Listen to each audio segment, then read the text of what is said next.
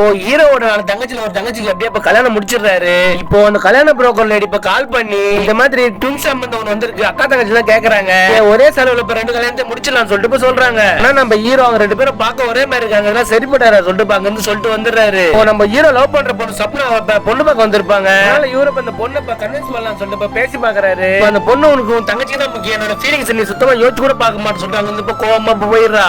இதனால நம்ம ஹீரோ அந்த ட்வின்ஸே இப்ப பேசி முடிச்சலாம் சொல்லிட்டு முடிவு எடுத்துறாரு. பொண்ணு பார்க்க அந்த மாப்பிள்ளைங்களும் அவங்க பேரண்ட்ஸும் மாரியா இப்ப கிறுக்குத்தனமா இப்ப பேசிட்டு இருக்காங்க.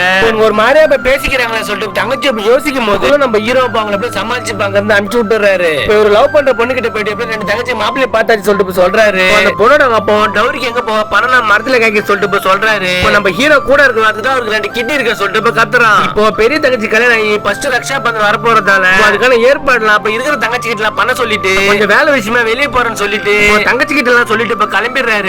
நிஜமாலே இப்ப ஒரு கிட்னி இப்ப விக்கிறதுக்காக தான் இப்ப போயிடுறாரு.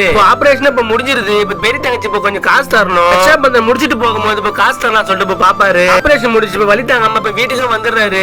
ரக்ஷா பந்தன்றதால தங்கச்சிங்களா பண்ணனுக்காக இப்ப வெயிட் பண்ணிட்டு இருக்காங்க. அப்பன்னு பார்த்து நம்ம ஹீரோக்கு இப்ப கால் வருது. இப்ப எடுத்து பேசினவரு காயத்ரின்னு சொல்லிட்டு பாத்துட்டு இப்ப நடு ரோட்ல இப்ப ஓட ஆரம்பிச்சிடுறாரு. பதட்டமா இப்ப ஓடி போய் பாக்குறாரு. பார்த்தா இப்ப நிறைய கூட்டமா இருக்காங்க. இப்போ கட்டி கொடுத்த தங்கச்சி இப்ப இறந்து போயிருப்பா.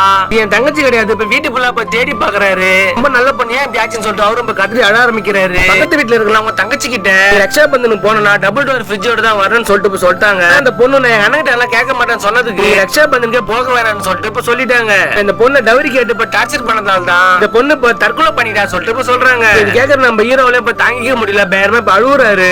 கல்யாணம் பண்ணதை தூக்கிட்டு போன மனுஷன் அதே கையால அந்த பொண்ணு இறந்து போனதுக்கு அப்புறமா இப்ப அழுதுகிட்டே இப்ப வீட்டுக்கு தூக்கிட்டு போறாரு.